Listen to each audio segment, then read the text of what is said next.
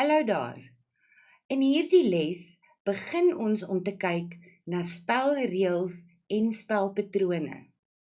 Dis baie belangrik.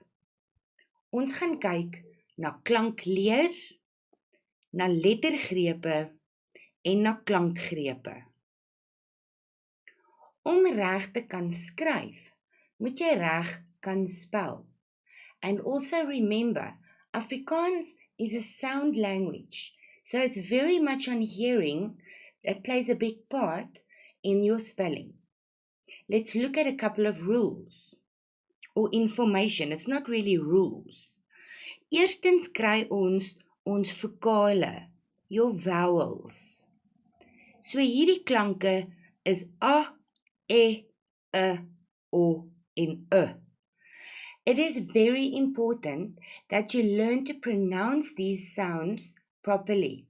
Just to give you an example, the A in Afrikaans for apple sounds the same as the A sound for umbrella in English. So can you see that it is important to know that this one is a A and this one is a E with a rounded mouth. Ons kort klanke, our short sounds, is dan byvoorbeeld rak, bek, mik, rok en rug. Saam met hierdie kort klanke, kry ons dan ons lang klanke. Dit is 'n dubbel vokaal. We call them twin vowels, because it is the same vowel that is repeated. A, E, O en U. En in 'n woord gaan ons kry raam, speel, boom en vuur. Een wat ons hier kan bysit is die O klank. Byvoorbeeld soet, when something is sweet. Can you see? It's not a twin vowel, it's merely a double vowel, but we pronounce it as one sound. And it will become clear why when we look at the next slide. Konsonante is al die res. So B, C, D, etc. Those are your consonants, with one exception, Y. So Y is not a consonant, ons noem dit 'n diftong. 'n Ander woord vir 'n diftong is 'n twee klank. So when you hear the sound, you hear two sounds. It's not like oo, where you hear one sound, and this is the difference that I was mentioning before. Ons voorbeelde hier is ei, ai, oei, ui en ou. So for each one of these sounds, you hear two different sounds. En dit is waarom ons hulle twee klanke noem. Reg. Wanneer ons woorde skryf, en dit is belangrik in ons skryfwerk, when you reach the end of a sentence and you need to break a word up, you have to know how to put it into syllables. Also, you might be asked to put a specific word to write it into the different lettergrepe. So you have to remember this. Kom ons kyk na lettergrepe. Dit breek 'n woord op soos wat hy gespel word. Syllables, just so that you remember the English word. Dit breek die woord op soos wat hy gespel word, met ander woorde presies hoe jy hom skryf. Ons kry twee verskillende soorte, oop lettergrepe en geslote lettergrepe.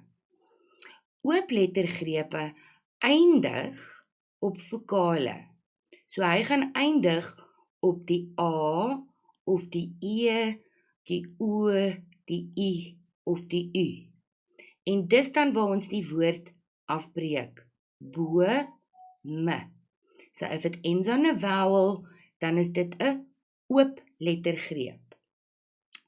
Dan is dit maklik om te onthou, 'n geslote lettergreep eindig op 'n konsonant.